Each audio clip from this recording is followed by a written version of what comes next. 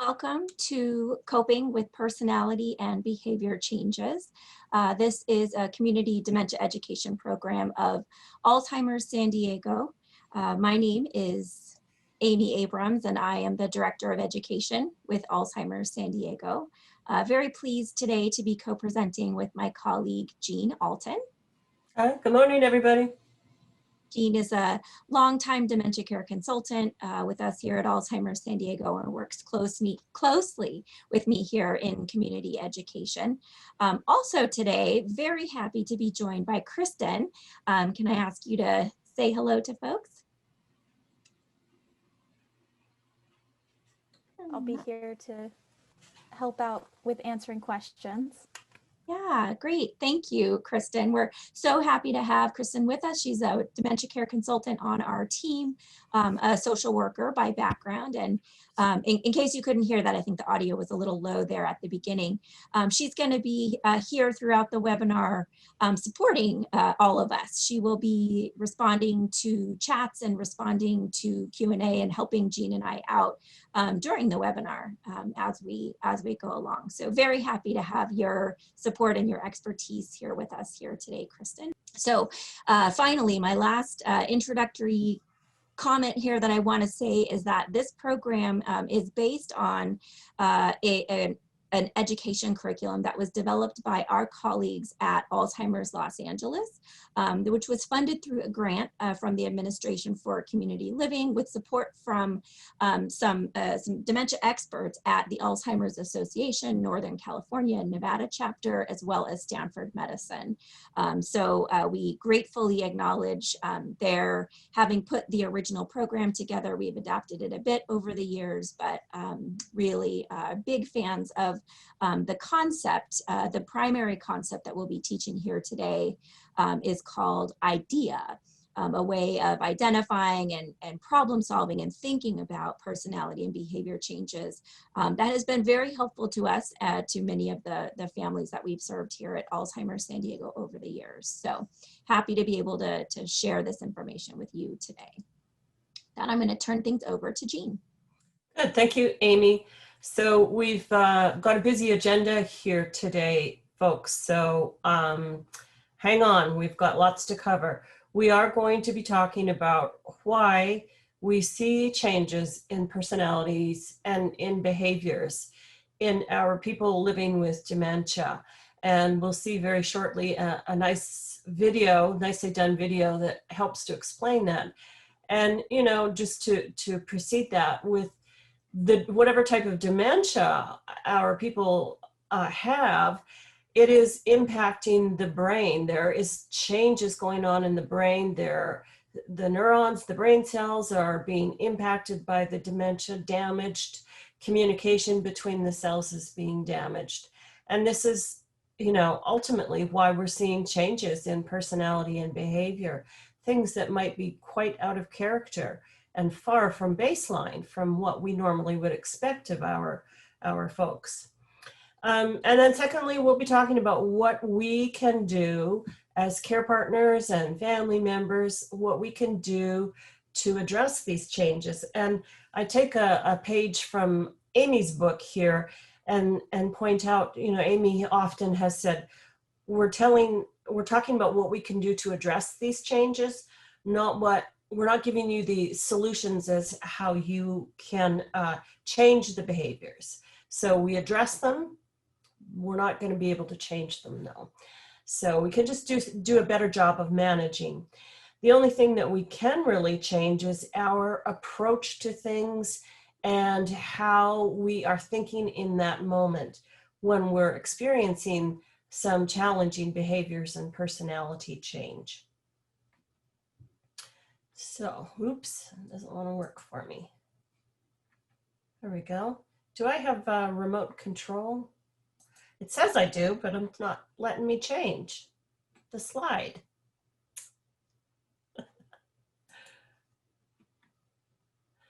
Well, isn't that silly?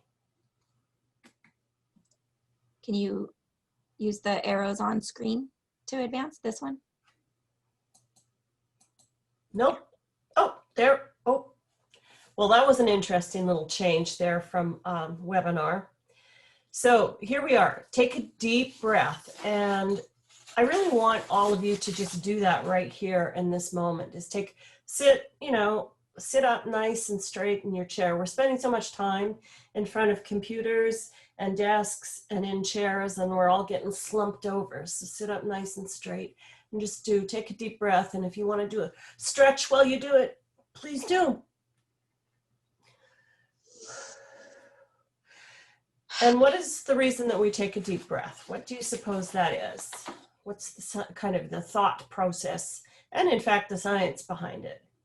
It is to help us to reset our physiological response to a challenging situation. And hopefully that's giving us a moment then to also reset our emotional response to a particular situation. So having said all that, we need to take lots of deep breaths as we go about this interesting journey called life and life with dementia.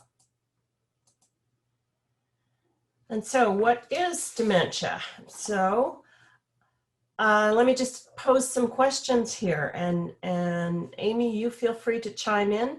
And folks, I'm going to ask you to feel free to do some responding in chat as we talk about this. So tell me, what do you think dementia is? What is dementia? By the way, if you type an answer in chat, make sure to choose to send it to all the panelists and the attendees, then everyone will see it. What is dementia? Another question I have for you is, what does a person with dementia look like? What do you suppose that is?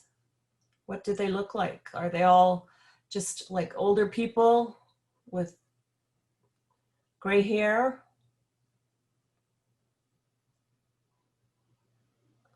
Now, how about this question? Who gets dementia? Who gets dementia? And then lastly, what causes dementia? So these are the questions we want you to have mulling around in your own thoughts, and then we're going to go ahead and have a look at this video, which is really well done, and then we'll start delving into things. I see a chat. It says this is in response to what causes dementia: buildup of plaque in the brain that affects thinking. Affects people of all ages. Yeah, all ages. Affects memory, other neurological abilities, proteins and plaques on the brain. And yes, a really relevant point here. You can't tell someone has dementia just by looking at them. Yeah, that's really true. Dementia are the symptoms associated with memory, thinking, social skill, changes in social skills. Yeah.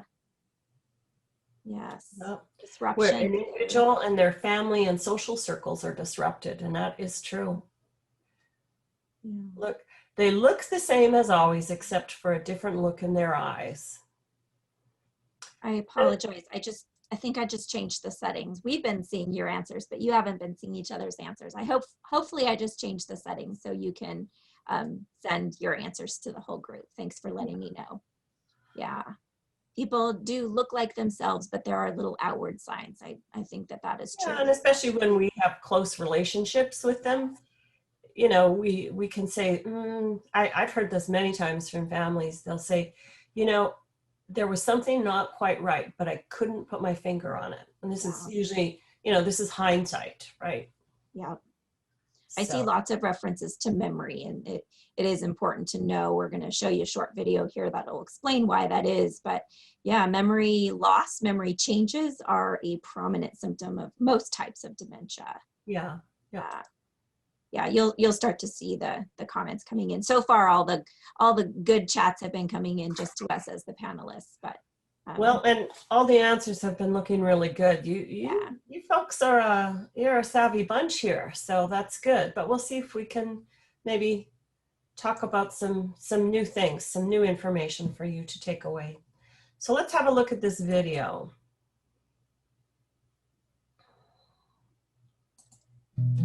What is Alzheimer's disease?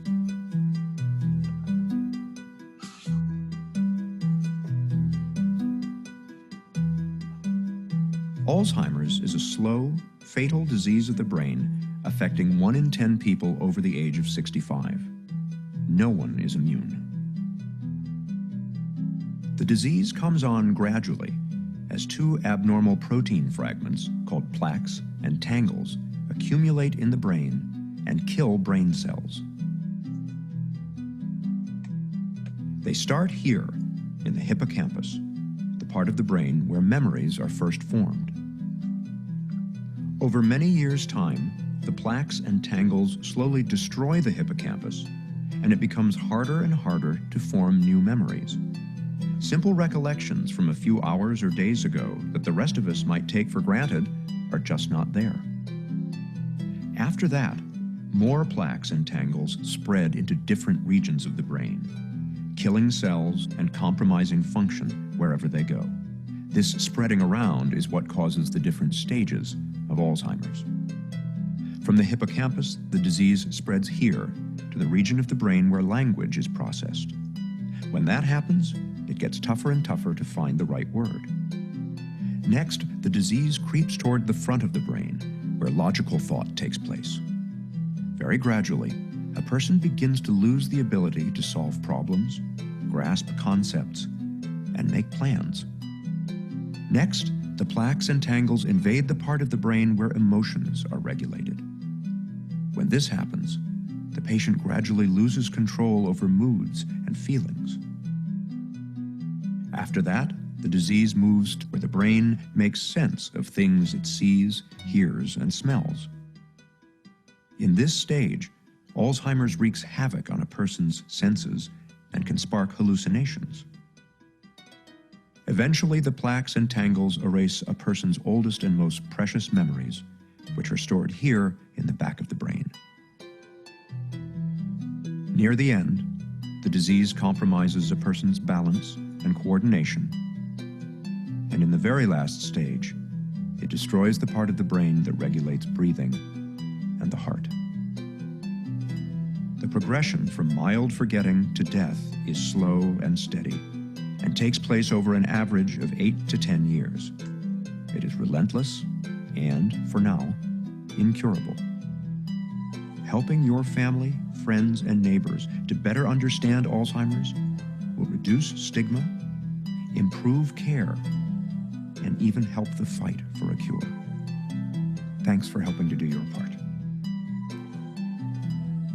Learn more at www.aboutalz.org.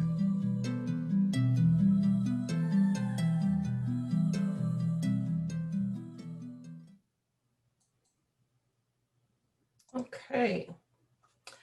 So that's just a really good video giving us a brief but concise overview of what's happening in the brain when a person has Alzheimer's disease or some other type of dementia.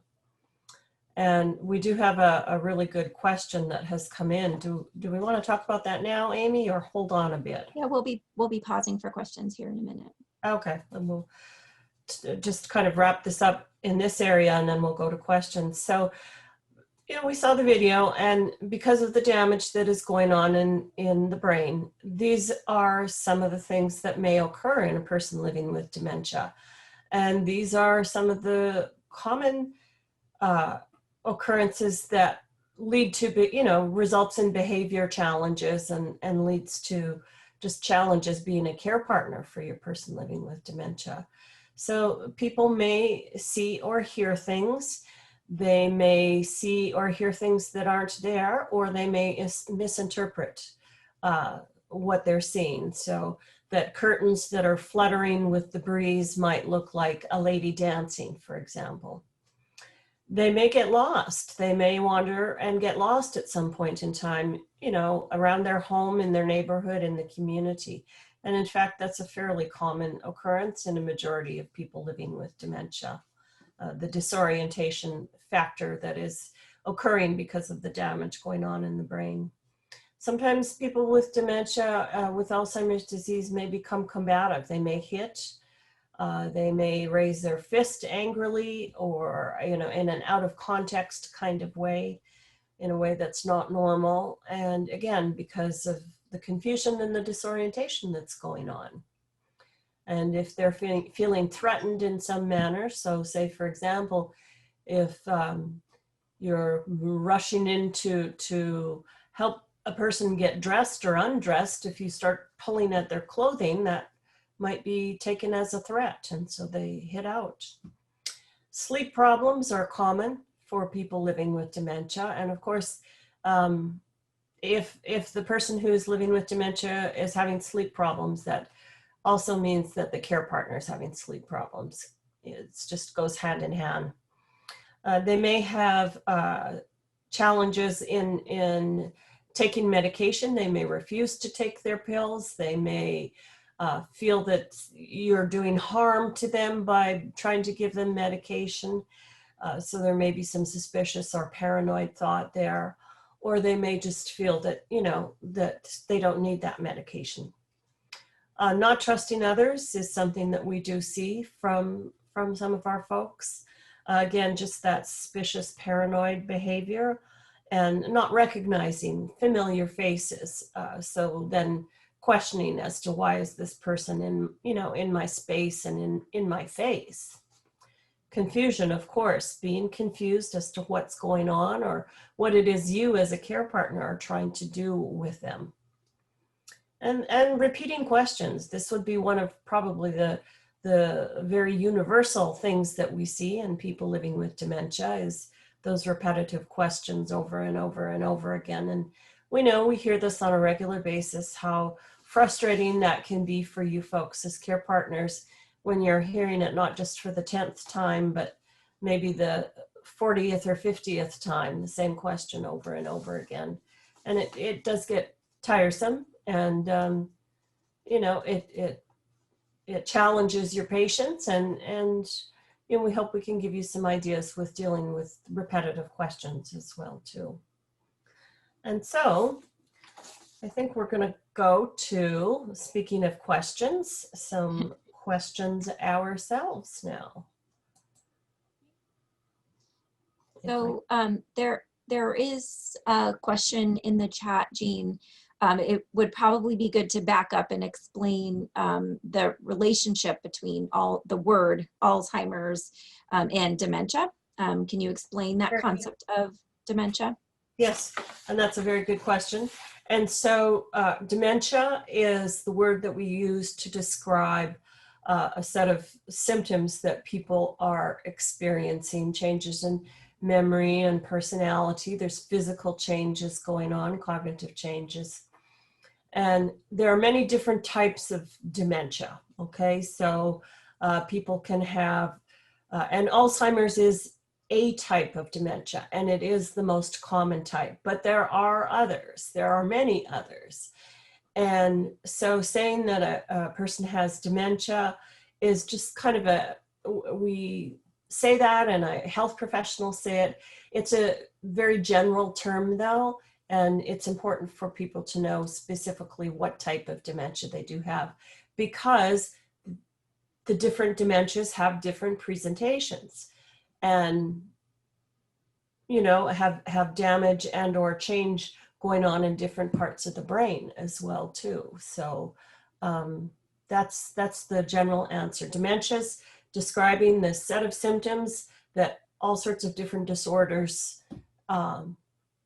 can create, and Alzheimer's disease is the main most common type of dementia.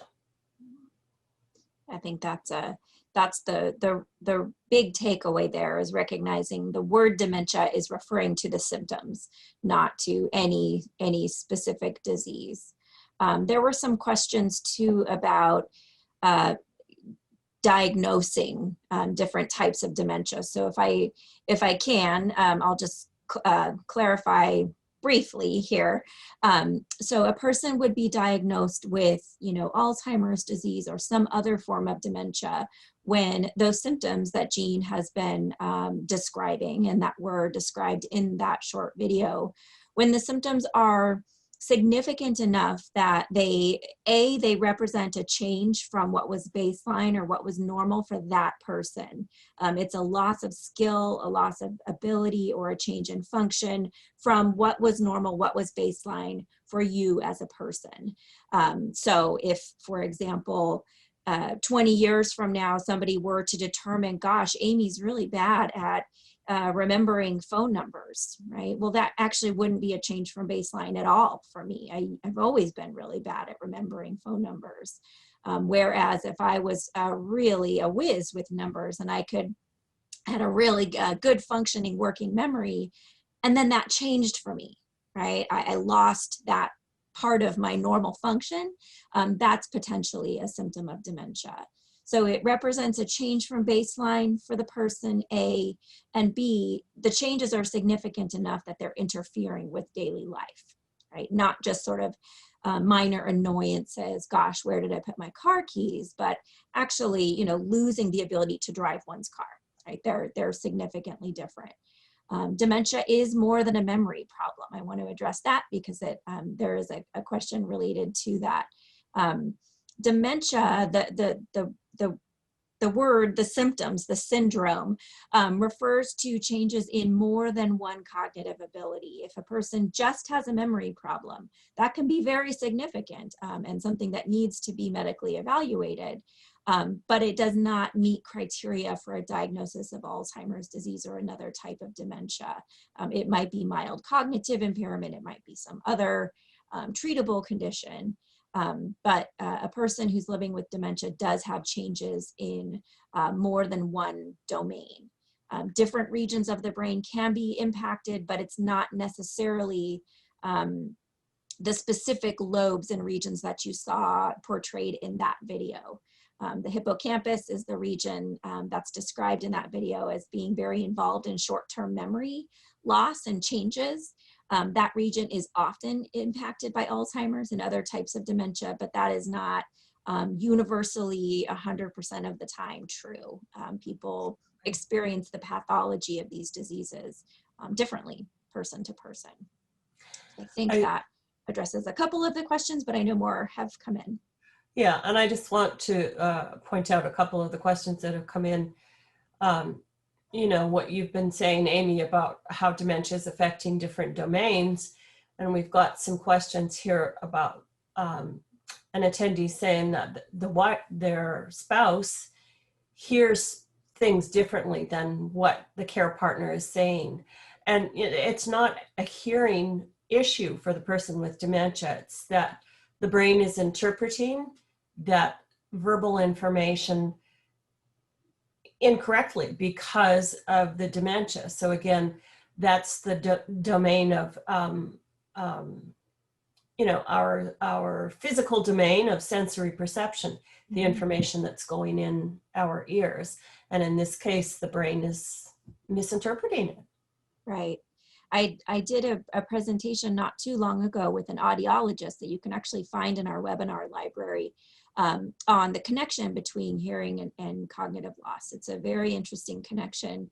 Alzheimer's and other types of dementia don't cause people to lose their sense of hearing, but as Jean is describing well, as the audiologist that I co-presented with said, we actually hear with our brains. Right, your ears are the sensory organ where the sound comes in, but it's your brain that does the hearing, that does the listening, right? So yeah, we see people misinterpreting what they're hearing, either the words that are being spoken, as is provided in this example.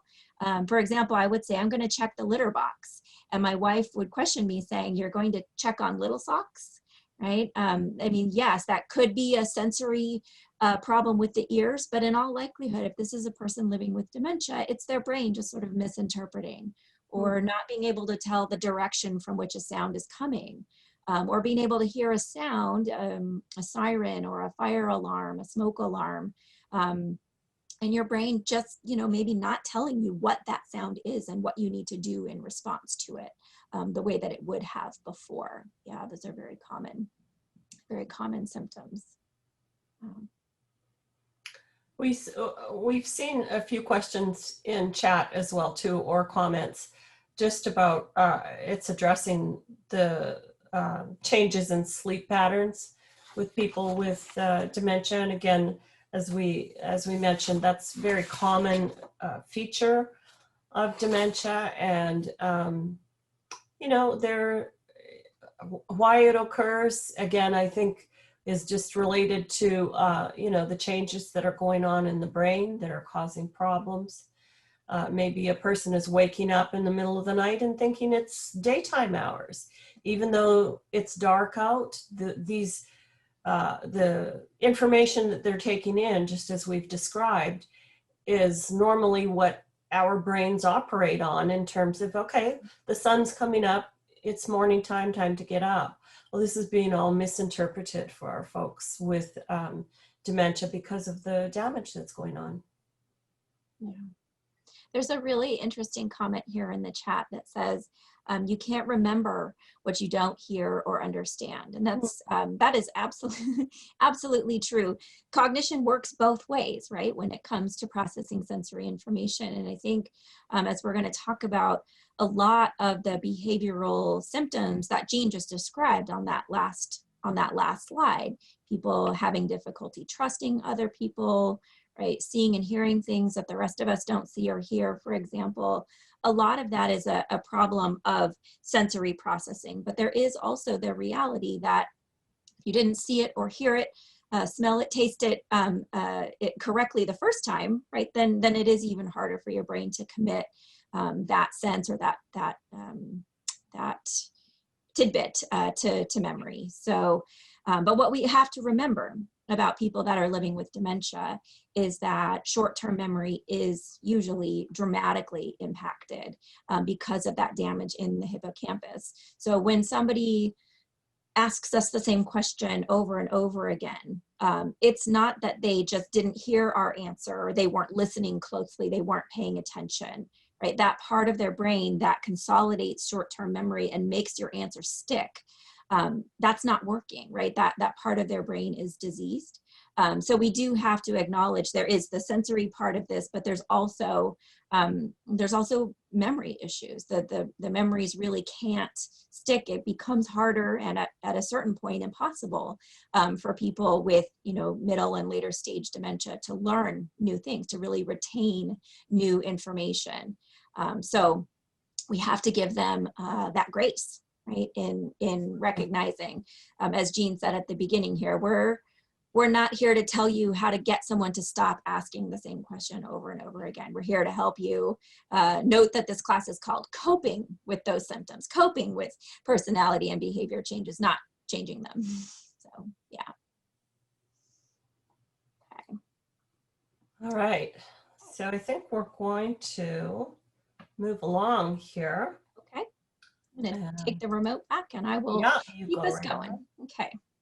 Great. So what we'd like to do, you all have, well, not you all, but some of you have found the chat and we're so happy that you're here. What we'd like to do is just take a moment now that you've got a little bit of, we've got some shared language and common understanding about dementia and the symptoms.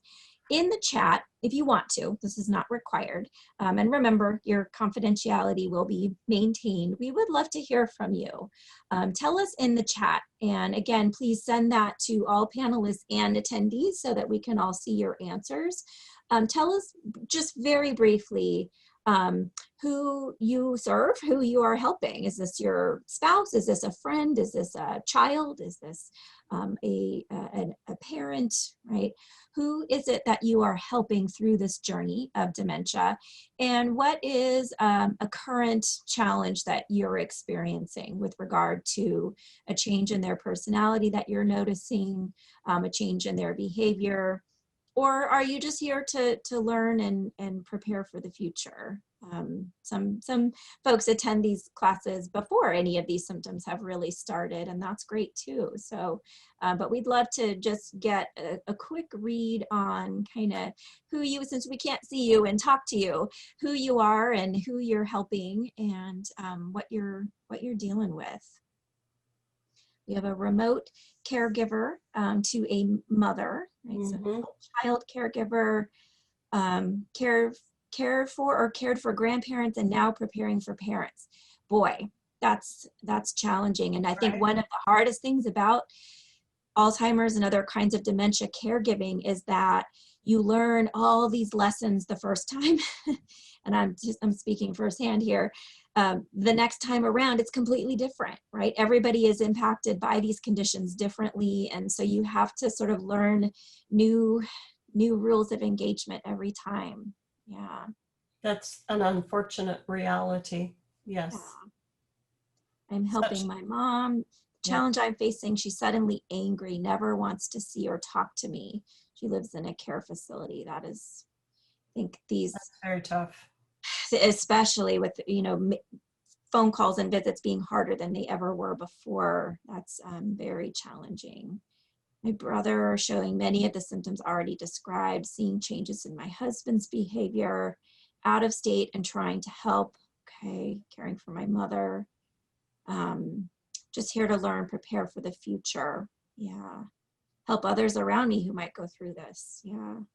I see changes in sleeping. I've seen a few references to that. As Jean mentioned, that is pretty common.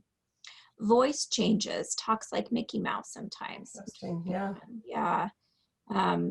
Yeah, certainly changes in the way a person talks and their speech patterns are very common. Voice changes are probably less so, but again, every person's experience of this disease is unique. We always talk about the great variability, and that's clearly illustrates that. Yes. Yeah. Moved here a year ago from out of state. Husband has Alzheimer's.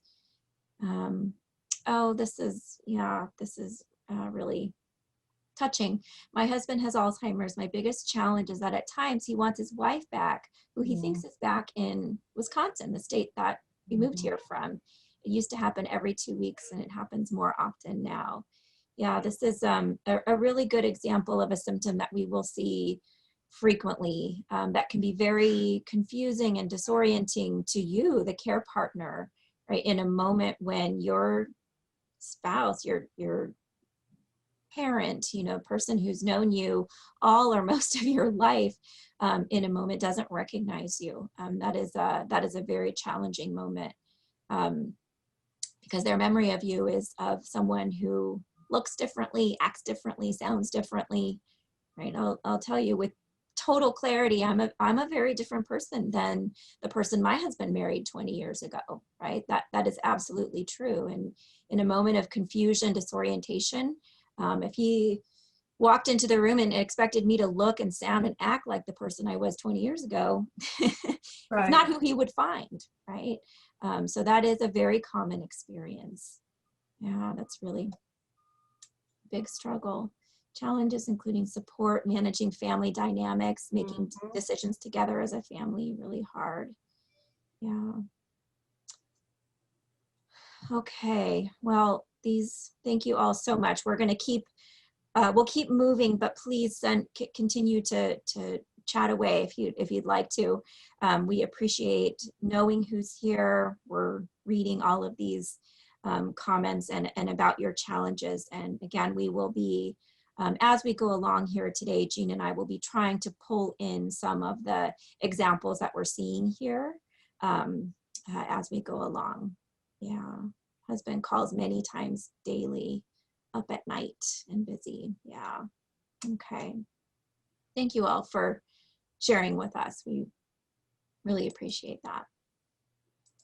Okay, so what we're going to be talking about here today, I made reference to this in my introduction, that we're going to be walking you through an acronym, a concept called IDEA. This is a 3-step approach to sort of coping, making the little adjustments that you can, thinking about behavior, brainstorming, what might be causing this, what might be behind this, and then thinking about adjustments that you can make.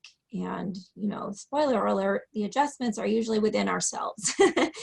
Sometimes we can make adjustments to the environment around the person, Sometimes we can change things about the routines or what it is that we're asking the person to try to do or say or accomplish, but often the adjustment, again, to take you back to the title of this class, the adjustment is about ourselves and learning to kind of respond differently.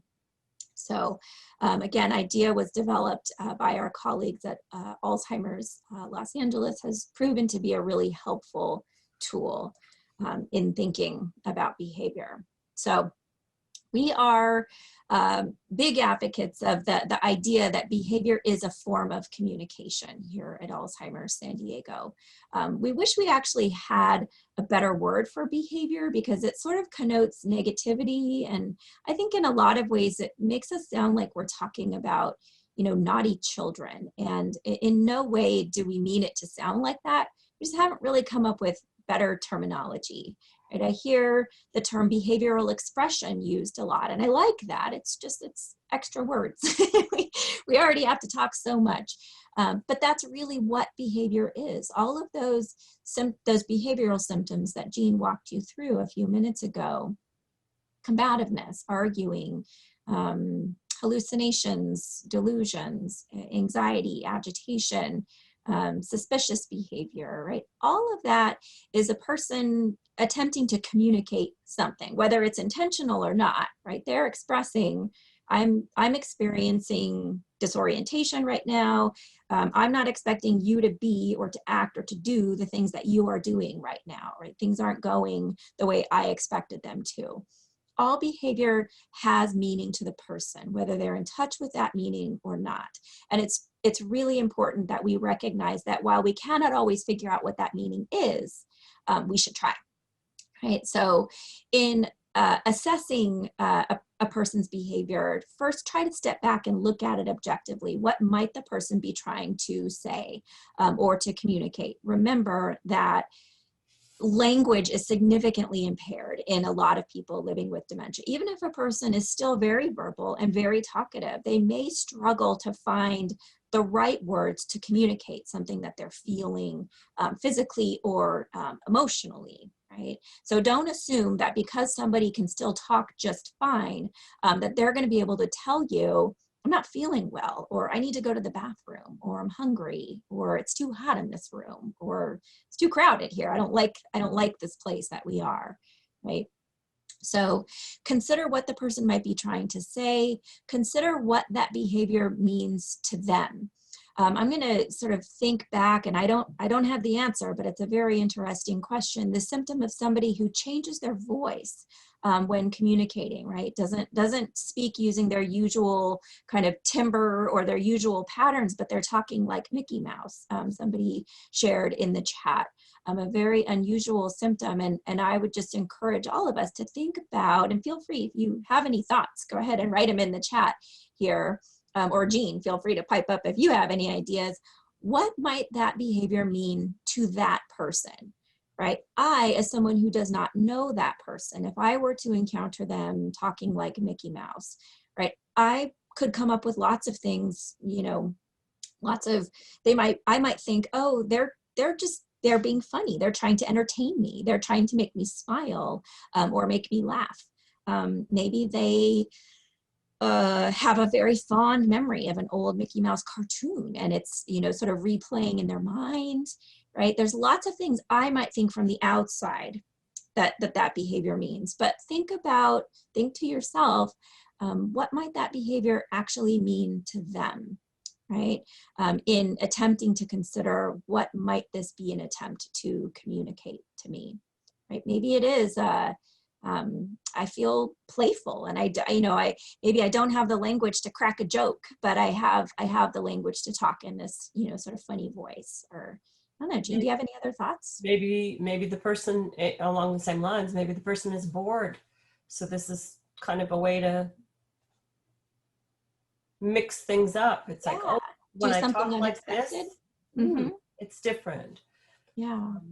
Or maybe are they having some kind of throat problems, or that's causing them, maybe if they're feeling like there's something lodged in their throat, right. they have maybe some I can tell you my voice goes really funny when my allergies are bad and my sinuses are bad. Maybe that's why they're talking Yeah, like that. it started as an attempt to kind of clear the throat and evolved into something different. That's an interesting thought, right? Yeah. So, you know, we don't know. We're we're brainstorming here. The point here being that you, as the person caring for the person living with dementia, we're encouraging you to brainstorm those ideas, those thoughts about what might this change in their behavior mean to them. I also want to just kind of step back and say behavior isn't always bad. It isn't always negative. We're just talking about, again, these are symptoms of dementia, something that's not normal for this person. They're doing things differently than they used to, right? So talking in a different voice, a more playful voice, is a really good example of that. Also, sometimes people become more easygoing, more pleasant. Right? Somebody who was always very uptight and kind of hard to get along with, as dementia symptoms progress, may become more passive, more pleasant, right?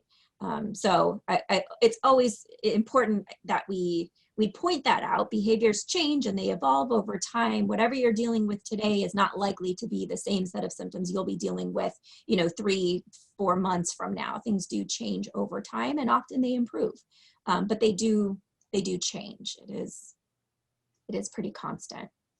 So Jean, that's a really interesting point that you make, that maybe it's a response to something physical that the person is feeling. So this is what we want to think about in considering what is the meaning of this behavior to them. Ask yourself these questions that you see on screen here. Might it be about a feeling, right? Are they feeling sad, angry? Are they feeling fearful, right? The person who gets up in the middle of the night and rummages around or makes phone calls, gets very busy. Right? Are they worrying about something? They think they have work that needs to get done. They're feeling anxious about a to-do list, right? That maybe isn't real, but it doesn't really matter in that moment. It's real to them, right? So are they feeling some kind of an emotion, and this behavior is an expression of that? Are they physically uncomfortable, right?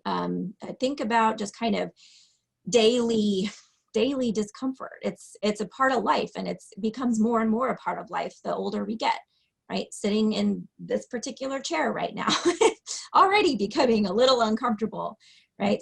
Do a quick scan of your own body, right? Do you have a little headache? Are you hungry? Are you thirsty? Do you maybe need to use the bathroom and you don't want to step away, right? Those day-to-day discomforts are a part of life. And when our brain is healthy and functioning properly, we understand those sensations, right? We know what to do with them. We know how to make ourselves feel better. That may not be the case for someone who's living with dementia. Think about the changes to sensory processing, right? That applies to those sensations in your bowel and your bladder as well, right? Your hunger and thirst sensors. Your brain doesn't interpret those quite the way that it used to either. So keep in mind, behavior is often caused by discomfort, being in some kind of pain, maybe even being sick. We'll talk more about that here in a moment.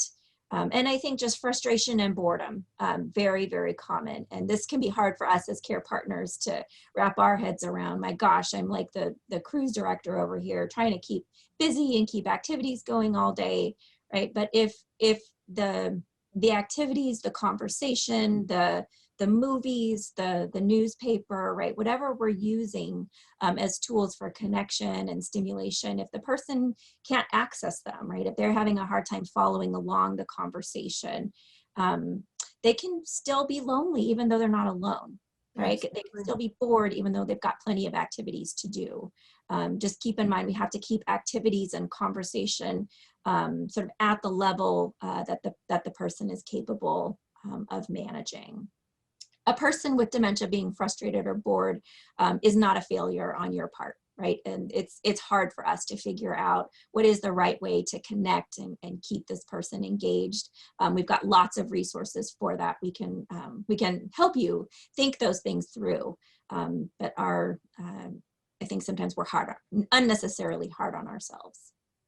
Keep in mind, I'm going to go back to Jean's deep breath here, right? The things that are happening, whatever the meaning of this behavior, in all likelihood, it is not on purpose, right? Now, I do have to acknowledge sometimes people are just pushing your buttons because they enjoy pushing your buttons, right? That if that's a lifelong dynamic that you and this person have, then sure, that may very well be what's going on here. But remember that this person has got disease in their brain, right? When they're asking the same question over and over again, or repeating a movement and activity, when they are refusing to take medication and accusing you of poisoning them, or, you know, calling you in the middle of the night in a moment of disorientation, they are not doing these things on purpose, right? These are symptoms that are caused by a pathology in their brain tissue. These behaviors are not being done to annoy you. They're not asking the same things over and over again because they're bad listeners, right? The memory's not sticking. They're not doing these things on purpose. Important that we remember that. So again, back to that important topic of behavior being an expression of maybe pain or illness, we do want to point out that the typical progression of Alzheimer's and other types of dementia symptoms is not usually a sudden steep drop in decline in function, or a very sudden uptick in, you know, all of a sudden very agitated, very disoriented behavior. We normally see these symptoms progress, kind of change more slowly over time. So when we do see sudden changes in a person's behavior, it's important that we recognize a person living with dementia has more going on in their body than just the dementia, right? They also could be, you know, dehydrated. They could be developing a urinary tract infection. They could have a fever. They could have a cold or a flu, right? Or, you know, heaven knows these days it could be, you know, an infection, a coronavirus, right? There's many possible explanations for the sudden changes to a person's behavior. We don't want to just chalk up behavior to dementia, right? So when you see a major change in their memory, major change in their mood, you see more confusion, right? Or confusion that lasts longer, right? That isn't momentary, that lasts for longer periods of time.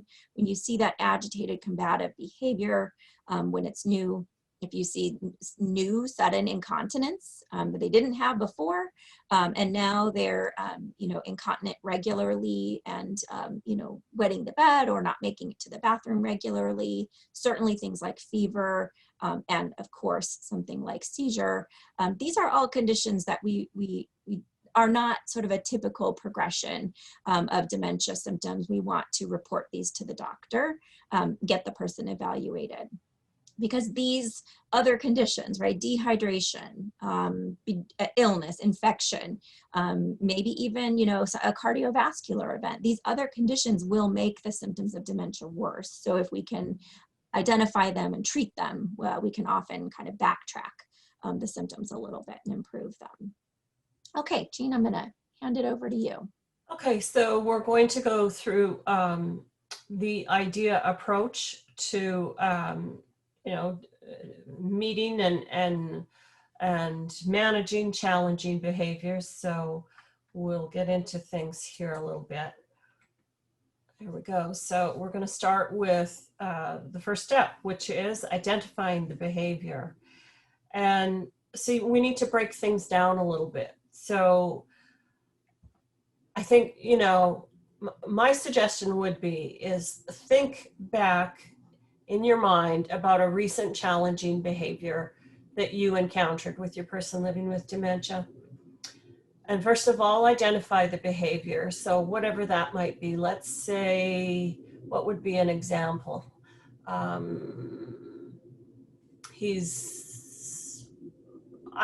I'm going to think of one. This was real. This was a client I worked with, and a gentleman who was caring for his mom with dementia. And she would take out, she had this really big china cabinet with loads and loads of china in it. It was always really important to her. And she would take the china all day long, take the china out of the china cabinet and put it on the table. And it was valuable stuff, and he didn't want to see it broken. So then he'd put it all back in the china cabinet. And then mom would take it all out again. So this is the behavior. So she's taking the china out of the cabinet. Is that how we describe it? I guess so. I can't think of any other way. She's just repetitively doing this every day, taking the china out of the china cabinet. So do others see that behavior in the same way? Well, yeah, you know, the son puts it back and then she takes it out. This is happening on a daily basis. So question 3, does the behavior bother you, or does it bother your family member, or does it bother both of you? So this is a good question for this scenario, because the behavior didn't bother the mom who was taking the china out. The behavior bothered the son because he was worried the china something would fall and break, or whatever, you know, would get knocked off the table. And he was worried about that. He was also annoyed because he had to keep putting all these however many hundreds of pieces of china back into the cabinets day after day after day. So it was bothering him. It was an issue for him. So, gosh darn. Not working? Need I click it? I need you to do it. I have no idea Okay. why it's doing that That's today. fine. So then step 2, what we're looking at is, so why is the behavior occurring? What is the meaning to the person? So in this case, what do we suppose? I mean, I can't answer this absolutely, but just in thinking about this china cabinet situation, what was the meaning to the mom who kept taking the china out? And what is she trying to say or do with that? I'm going to just say I suspect, you know, the china was important to mom too. And somehow I felt like there was some sense of purpose for her in this. Maybe she felt like she was organizing it better. Maybe she felt like she was using the china. Maybe she felt like she was cleaning it. It seemed to be a repetitive activity that she found some sort of purpose and possibly contentment in. She wasn't agitated when she did this. She wasn't upset. What do you think, Amy? Does that sound like maybe it was in some ways, a positive activity that she Yeah, was absolutely. I thought too of, you know, a person who's got a real instinct for hospitality, right? Wants to feel that they're being of service to others, or, you know, fixing the place up to look nice. Yeah. very, very possible. So, so then we go to step 3, which is adjust. Oh, sorry. And, you know, here's the hard part of it for much of the time, folks, and I'm sorry that this is it, but you will need to be the one who needs to change. And so it was true with this son with the china cabinet issue. He was the one who needed to you know, moderate his response to the situation. Instead of getting upset with mom, to think about the different ways he could adjust to this. He could influence the behavior and he could adjust the environment. So how would he do that? Well, first of all, he could potentially just make the decision to make it a non-issue, that's now a part of their daily routine. She takes the china out and he puts it back. To that point, Jean, can I just interrupt you with a really helpful message that was just put into the chat? When my husband does something odd, the first thing I ask myself is what he's doing unsafe? Will he get hurt? And if not, I let it go. Yeah, that's spot on. That is spot on. And then, you know, with regards to influencing the behavior, you know, would it be maybe even an opportunity that the son could have a conversation with his mom about the china? Maybe she's got some reminiscing or some storytelling to do about the china. Mm-hmm. You know, it might be an opportunity for connection between the son and the mom rather than a point of contention. So connection, not contention. And we have that within our realms, you know, and look, to be honest, it depends on how we're doing each and every day. Some days we can be much more compassionate and magnanimous than we are on other days when, you know, the gas tank's getting pretty low. So, and understanding that and acknowledging that. If we're feeling, you know, the gas tank is really nice and full, maybe that's the time we can make this a point of connection and having this moment with the person to talk about what it is they're doing. And maybe there's something important in that, some piece and part of their life that they are connected to or living in that moment, that we can join them in that. And, you know, we can adjust the environment too. Now, I would venture to guess that if this son were to, let's say, put locks on the china cabinet, I don't think that would be a positive adjustment to the situation. I suspect it might have repercussions.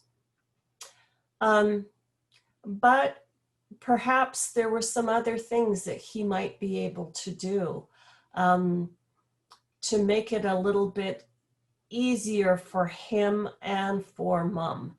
What might that be? I don't know. I was thinking you might get rid of, if there's, you know, a few pieces that are real heirloom valuable, you know, she would want to pass these on to the great grandchildren kind of pieces. Maybe a few of those could be removed so that they're out of sight and out of mind, but that the china collection more broadly is still available to her. Very good.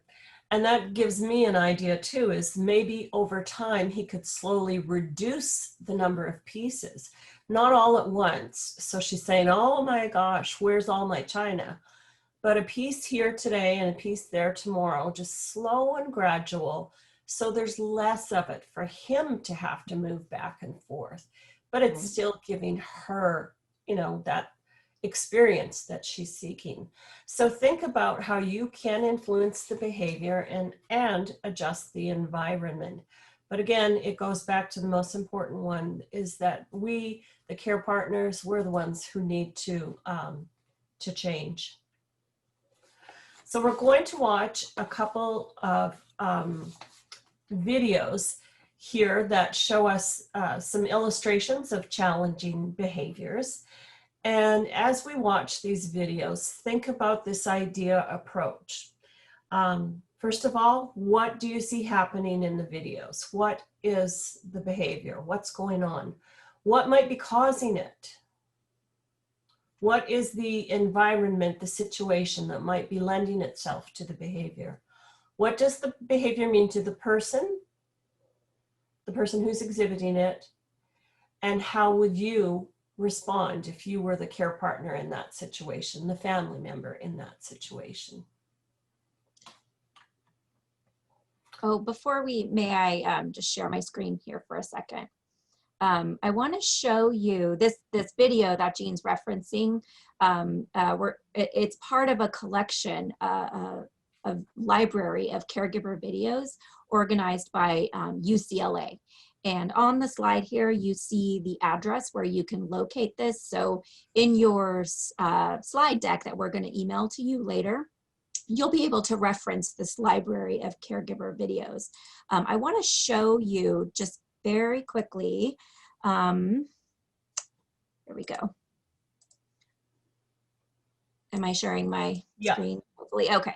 I wanted to just show you what this library looks like. This is, again, UCLA's Alzheimer's and Dementia Care Program, a robust catalog of short videos like the one we're about to show you on this whole host of behavioral topics. So we're just giving you a little taste of this here today before we, or I should say that, and we're going to talk through this particular example, but I wanted you to see that whole collection.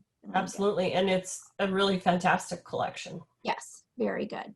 So let me go back to I interrupted Eugene. As you're watching this video, please ask these questions of yourself. Feel free to write responses in the chat, and then we'll break here and discuss it together.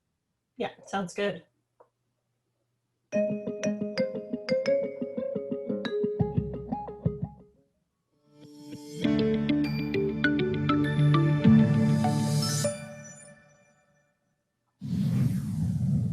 My mom's become resistant to my help, and she's now hard to handle. She hasn't been able to manage her basic day-to-day needs without my help, but she believes she doesn't have any problems and doesn't need help. She's easily agitated and gets upset when I try to get her dressed. I'm just frustrated, and I don't know what to do.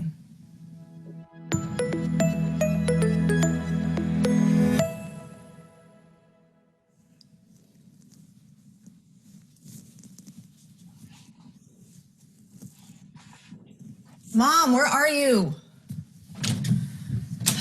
Mom, we're gonna be late for your doctor's appointment. Are you seriously planning on wearing that? It's 80 degrees outside, Mom. Okay, look, let's wear this instead. We don't have time, okay? Let's hurry.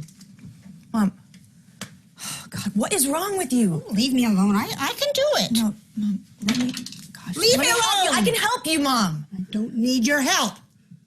Leave me alone. Get out. Please do this to me.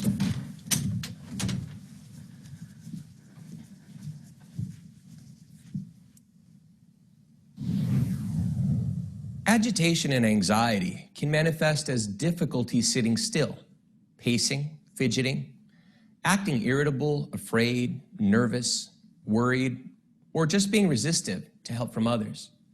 The behaviors are often triggered by a feeling of loss of control, misperceiving situations or actions as threats, unmet needs, inability to communicate clearly, and frustration with tasks or interactions with family and caregivers. Changes in a usual routine can also cause agitation and anxiety. People with dementia, for example, may have impaired insight towards their own cognition and ability level due to their disease. For this reason, they have a hard time understanding their limitations about what they can and cannot do. They may not realize that they need help, as they do not see themselves as having problems. This can lead to agitation when someone tries to help them. How one approaches a person with dementia makes a difference. If you feel angry, impatient, or frustrated, or if you rush someone or seem irritable, they can sense your mood and react with apprehension, resistance, anxiety, and agitation. Agitation can then escalate to inappropriate behaviors, such as hitting or biting. It is very important to remember that persons with dementia react and respond to how a caregiver approaches them. How you speak to them is key.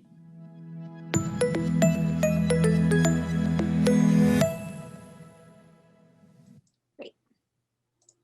I want to pause for a moment here and ask you to think back to that video that you just watched, which for me is always, it brings up all kinds of, I've been in that scenario in so many similar scenarios over the years. It always brings up all kinds of emotions for me to put myself in that daughter's shoes. But ask yourself these questions, and again, feel free to respond in chat if you would like to. Let's think about idea, right? Identify the behavior. What exactly happened in that video? What did Mom do? Mom didn't want to. She didn't want to cooperate with the daughter. Yeah. What kind of like words would we use to describe that? She was being resistant. She was being non-compliant, argumentative. Yeah. Yeah. She did actually get feisty, right? She did get feisty. Yeah. Right. So what was happening was she was attempting to wear inappropriate clothing for the season, right? And refusing assistance from her daughter, her well-meaning daughter, who was just trying to help, right? Okay. What might have caused that behavior? Be thinking about that. Well, the daughter kind of came in all gangbusters. I probably would respond like that too. If my daughter came running in and was rushing me and pulling at my clothes. Yes. Yes. I think that's an important, in the first moments of that video, before you even see the daughter, you kind of hear her bellowing down the hallway, "Mom, what are you doing?" Or she comes in mad, right? Yes. When we talk about adjusting the person's environment, we're a big part of their environment. So take that deep breath in the hallway before you walk in, right? Yeah. Yeah. Someone said, "Mom being non-compliant was fine. The daughter needs to just not fight it, right? Take along a lighter shirt." Ooh, good suggestion. Yeah. So what was causing the behavior, right? Well, she's probably a bit confused, about what time of year it is, about how she should dress for wherever it is that they're going. It's probably part of it. But as the doctor said in the video, and as Jean is describing, I do think that the daughter in this case had a lot to do with that behavior. She came in ready to tell mom what she needed to be doing differently. And none of us like that. I mean, nobody, right? What did that behavior mean to mom by shooing the daughter away and saying, "I can do this," right? What did that mean to her? I would suggest that it's pretty straightforward. Is she's asserting her, autonomy here and making it known that, don't, stop. Yes. Don't come at me with this approach. Yes, I think that's a really good interpretation. That behavior meant kind of give me my space. Everybody, regardless of their insight into how much help they need. There was a good conversation about this going on in the chat a few minutes ago, right? That many people with dementia don't have insight into the fact that they have a memory problem, that they're losing their skills and their abilities. And if a person, I would suggest that in this video, that mother did not know she had a memory problem, right? By coming in gangbusters, as Jean described, and telling her, "You're doing this all wrong. Here, let me help you." Right? Probably not a helpful intervention if she doesn't know, "Oh gosh, I forgot that it's summer and it's going to be hot outside." She said, "I can do it myself." She did. She explicitly said that. She's asking for, "Let me be autonomous," right? Yeah, that's a very important concept. We talk about that in a lot of our education programs, that people living with dementia, unfortunately, because of the progressive loss of function over time, will not be able to live and function completely independently anymore. But let's face it, none of us are ever really truly independent anyway, right? We were interdependent all along. We continue to be. Trying to help people with dementia be independent is an act of a frustration, really, for all of us. But we can let people feel autonomous, right? There is a big difference. I can choose what it is that I'm going to wear, right? So how would you have responded? I can say, in all honesty, my natural instinct would be to act just like that daughter did. I have a short fuse. I don't always remember to take that deep breath, right? And I feel personally triggered by people arguing with me and being confrontational, which mom was in that situation, right? So what might we do differently? Well, my response in my younger version of myself would have been the same as the daughter's. Thankfully, I have acquired a little bit of wisdom. I still have lots to learn. But one of the ways that I think and hope I would respond now, and I utilize this in my life, is I have that instant verbal response that's going to be like the daughter. It's like, I'm just trying to help you, and then kind of slamming the door. Is that I just try to just go quiet inside myself. And the one thing I'm always saying is keep your mouth closed. Keep your mouth closed so I don't say the wrong thing. And then I do a deep breath and a reset. Yeah, that I think is probably the most important first step, taking that deep breath and resisting the impulse to just say the first thing that comes to mind, because the first thing that comes to mind is probably not the most helpful response. It's more of a defensive reaction. Correct. totally normal and natural. Yeah. So, okay. So let's see if I can get back to the second video here. Agitation and anxiety. I'll have to fast forward a little bit.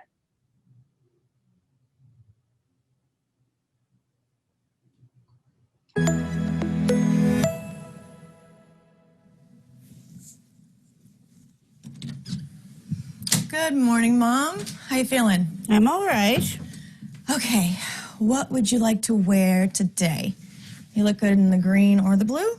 Which color do you want to try I don't today? need your help. I can do it myself. Okay. I'm sorry that I made you feel that way, okay? You're doing very, very well, and I'm just here to help in case you need me. I know you can do it yourself very well. I love you so much, and I just want to be here when you need me. Can I stay with you? We can do this together? Okay, good. So we are going to go to the doctor's, and then we can go get some ice cream. How does that sound? Oh, that sounds good. Okay, let's get you dressed, Mom. Let's lose this. We want you to be comfortable after all. Let's see. Yeah, I think this is gonna look good. Perfect. Here are a few tips on how to respond to agitation and anxiety.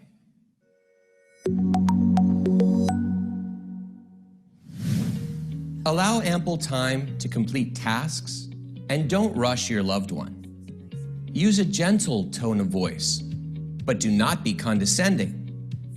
Try to keep your body language positive and use calming gestures and a gentle touch. Don't be demanding or bark orders at your loved one. Instead, provide reassurance. Speak in calming tones and phrases. Let the individual know you're there for support. Try to schedule activities around your loved one's natural routines. For instance, if your loved one is a late riser, plan doctor's appointments for the afternoon.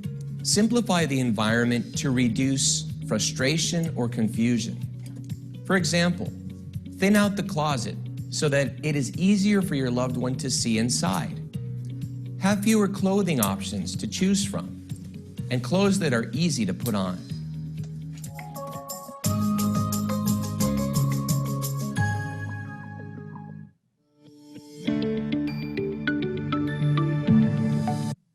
Okay. So thinking back to idea, right off the bat, did anybody see what was different in the first couple seconds of the second video? There's a comment here. It's in chat. It's good. It says, daughter allowed mom to have control. Yeah. How did she do that? How did she demonstrate that, Mom, you're really in charge here? Her tone of voice. Yeah, totally. It's completely different. Right, in the first one, first of all, in the first one, she started yelling before she even walked in the room. In the second one, she waited until she was in the room, and she'd clearly, right, had a little moment of zen before she walked in, and she collected herself. She probably was, before she walked into that room, she probably was irritated and rolling her eyes and, oh, here we go again, right? But remembering that Mom needs to feel in control of this situation. She walked in and didn't start talking until she was in her presence, which helps. And then when Mom pushed back a little bit and said, I can do it myself, the first thing she did was she just kind of took her hands off of her mom and she said, I'm sorry. Those two words are so powerful. So powerful. Yeah. And then she said, you know, that she wanted to help her and that she loved her. And then she said, maybe we can do this together. Yep. Another thing I really love about this approach is she actually did, she just put her hands right on there and started taking that flannel right off, but she didn't say she was doing that, right? She never was explicit about, Mom, you are doing this wrong and I'm going to set it right? She said, you know, kind of in her own way, you're right, I'm sorry, right? And and then just sort of proceeded to start making the movements in ways that, you know, mom felt like she was a part of the process of getting that flannel off, right? Yeah. So in summary, right, we want to be specific about the behavior and try to describe it to yourself the way you would describe it to someone else who's coming in from the outside and does not know this person or your history or, you know, any of those kind of personal dynamics. Take all that personal stuff out of it. Describe the situation objectively, explore its meaning, understand its cause, and brainstorm some ideas together. So what we want to ask you to do is think about the behavior that you came here thinking about. Some of the examples you've shared with us, some of them you haven't. I know there's more than just the things you've shared that are going on in your lives. Think about how you could put idea to work in your life. And I want to use this example that we have in the Q&A here. Someone whose wife is really struggling to sort of keep things organized, and a care partner who wants to be supportive, help the person feel as in charge, as, you know, in control of things as she can. But you know, how do you set up an environment that's helpful and that is not going to cause more confusion? Right. So if somebody, you know, there was an earlier question about, you know, should I use sticky notes and reminders to help, you know, sort of keep the person organized? And I mean, I think the answer is very personal and very specific. But very generally, I would say if it works, do it. Right. Memory aids don't work for everyone with dementia, because I could see that sticky note and not know what it means. Right. If it doesn't ring the bell, if it doesn't trigger me to, oh yeah, this goes here, or we're going to be leaving at 11 o'clock, or, you know, whatever the note is intended to remind me of. If it doesn't trigger that memory, it's not an effective aid. So as a care partner, be willing to be flexible, do things until they stop working, and then try new things. Right? Yeah. So what do you think here, Jean, about this example? Having the person, having somebody else come in to help someone get organized, you know, clean things up, would that be helpful in this situation? And if so, who might be the best person to do that? Well, I guess what I would say, first of all, is I think teamwork is always the right way to go, in as much as is possible. So for you as a care partner and your person living with dementia is, you know, just put your own personal agendas to the side for the moment and come together as a team. There's great power in the let's do it together, the we, versus I'll do it, or, you know, take care of it without you, and or even bringing in another person. I think it's just that combination of, you know, we are a team. Let's do this together. So that would be my first recommendation. And then I think as far as, you know, just again, following idea, identifying the behavior, first of all, is disorganization and, you know, for this example of having a purse full of things. First of all, is it an issue for the person who owns the purse? And if it isn't an issue for them and it is an issue for you, then I think, you know, you just have to learn to live with a partner with a disorganized purse.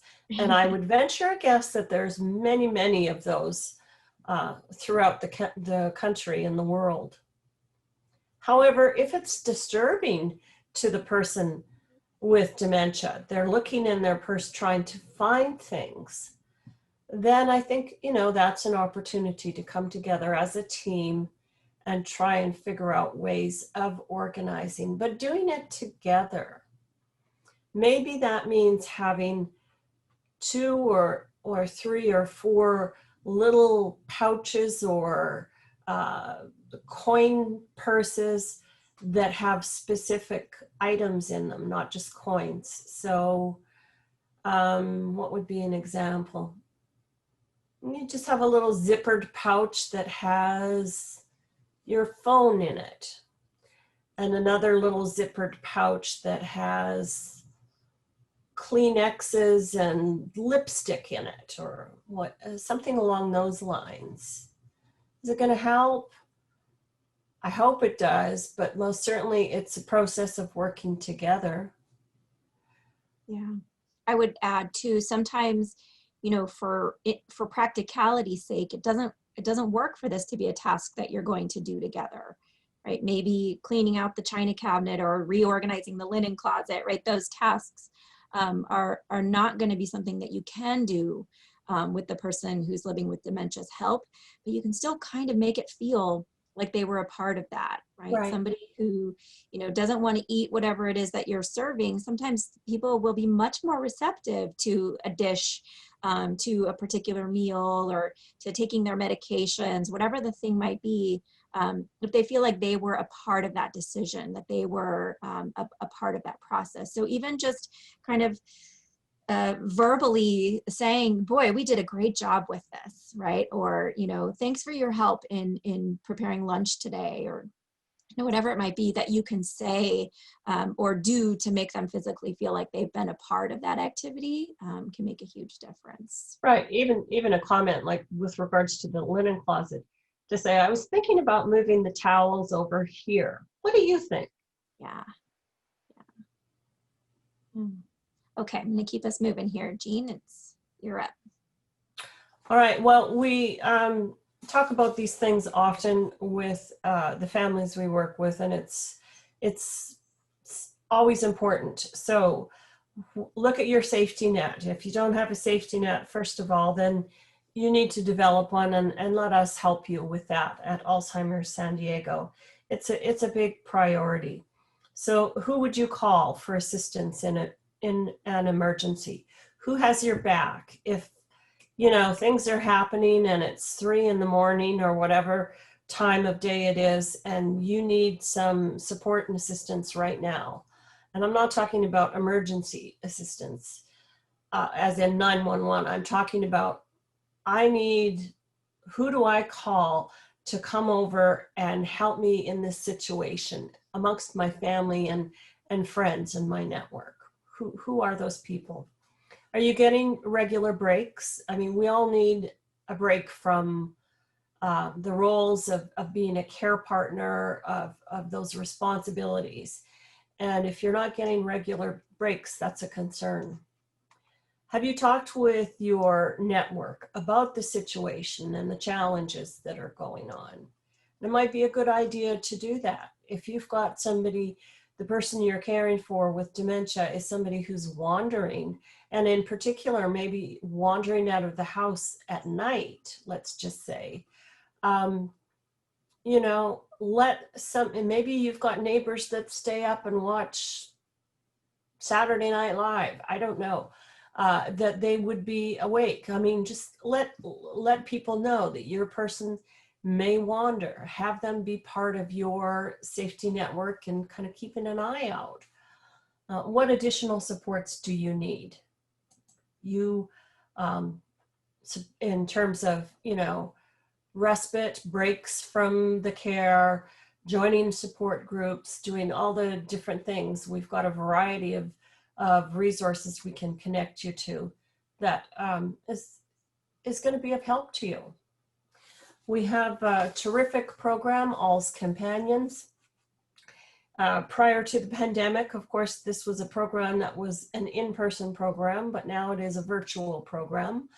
And what we're doing is matching trained volunteers to families who can have a social visit with both the care partner and the person living with dementia. And sometimes it is just the person living with dementia after they get kind of the Zoom call or the FaceTime call set up. And it is a social situation. It contributes to quality of life really for everybody. And there's a lot of benefit. We hear so much positive remarks from our families about this program. And even if it's just for a half hour that your person with dementia is connected with someone else via the computer that gives you half an hour to just take a step back and take that deep breath. That's a good A thing. few minutes of not being the cruise director, Yeah, right? Yeah. absolutely. So give us a call. We've got volunteers ready to go, and we would love to have you join the program and get matched up with a volunteer. I just want to point out, Kristen has sent out in the chat a link to a form that you can fill out if you want to have one of our social workers reach out to tell you more about this program or any of the other supports Jean is going to talk about here. Just fill out that form and we'll reach out and follow up with you. Yes. So when you are overwhelmed, do that thing we did before. Take a deep breath. Take a deep breath. And give yourself a moment to look at things with a slightly fresher set of eyes. And if you're having trouble doing that, take a second and a third deep breath, and or maybe don't address the challenge today. Give it some time. Give yourself some time. Alzheimer's San Diego, here we are, and we do all sorts of good things and have all sorts of programs and supports for all of you folks. You know, of course, our online education and training. We do have many virtual support groups meeting, and I'd want to just do a small and specific shout out for one that's fairly new, started a few weeks ago, and it is for care partners whose family member with dementia is living in a facility. And, you know, because of the COVID-19 restrictions, you may not be able to be visiting with that person. I saw a chat earlier referencing this. Mm-hmm. That's why I bring it up. It's difficult. It's a difficult situation. We've got a support group specific to you folks as care partners whose family member is in a facility, and all sorts of other general virtual caregiver support groups and some specialized ones as well. We have counseling sessions for care partners dealing with the challenges of being a care partner during COVID-19 pandemic times. We've got a great team of dementia experts that you can talk to Monday through Friday, 8:30 to 5, with any questions or concerns you have, or if you just need somebody to listen. I talked about our Vitals program actually is for matching volunteers to people who are living alone in the community with some type of dementia and memory loss. I talked about our ALS companions. We have reusable masks that we've had volunteers sewing up, and if you need masks, give us a call and we'll get those mailed out to you. If you check on our website, you'll see we do have some social activities going on, the majority of them virtually, but some are social distance, very careful social distance outings. There was a terrific one to the Helen Woodward Animal Care Center a couple of months back, where they had the animals, you stayed in your own car, but they had the animals come up to your car windows so you could pet them if you wanted to and meet them. Big shout outs always to our volunteer tech team and Jacob, who is here with us today. These folks on our tech team have been doing a fantastic job just helping all of our families and sometimes us with the challenges of and joys and complications of Zoom and so forth. There's our website, there's our number. We're here for you. That's why we're here. We're a local nonprofit, folks. We keep all our monies that we raise here in San Diego to support our programs, which are for all of our families who are dealing with a diagnosis of dementia here in San Diego County. So make sure you use our services, and we'd be happy if you supported us, if you're able to, by joining our Walk for Alls here coming up in October 17th. It's virtual, no surprise, we're not doing it in person this year, but that means you can walk around your own park or in your backyard, or maybe even get on your treadmill or around your house, whatever is going to work for you. We'll all be there at the virtual walk. You do not have to pay any kind of fee to join the walk. It's free. And if you do decide to fundraise, we are very appreciative of that. So that's coming up. And I think that's kind of wrapping us up. Again, there's the information about our website and our phone number, so you can reach us. And the link to request follow-up has been sent out a couple of times by Kristen, and we thank her for her support to all of us and to all of you during this program. Some things we have coming up next is Maintaining Your Brain Health, and that will be on October 1st at 10 a.m. Thursday. I'll be co-teaching, co-hosting with Mina, one of our colleagues. And then Amy and I will be back at it together on Thursday, October 8th in Managing Resistance. And this one is for care partners, and it's kind of a sister program to this one as well, too, if I may say it like that. Yeah, I think that's a good description. So I think that kind of wraps it up for us. Sure does. Thank you all so much. Thanks to Jacob and to Kristen for being here to support us, and all of you. Thank you all for sharing of yourselves, sharing your experiences with us.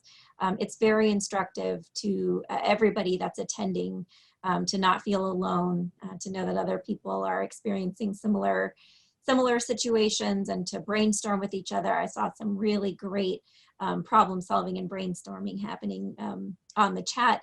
Just a little taste of what you'll find, if you reach out, connect with a support and discussion group, reach out to our social work team.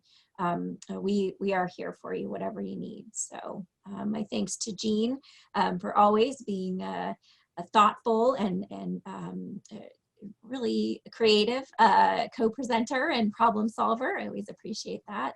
And I hope everyone has a great day. We will send you the slides and a link to our webinar library. And when the webinar closes, you'll get a link to a quick survey. We'd love, we'd love your feedback on the program here today. Suggestions, always welcome. Those are anonymous surveys. Ideas for other topics you'd like to learn more about, please just let us know. It's one of the beautiful things about being in a totally independent nonprofit organization. We're here to be flexible and change and grow and adapt and help you with whatever it is that you need. So with that, I'll go ahead and close the webinar with my deep thanks to all of you, and thank you for your kind comments. We love that. And I hope you all have a great day. Thank you. Take care, everybody.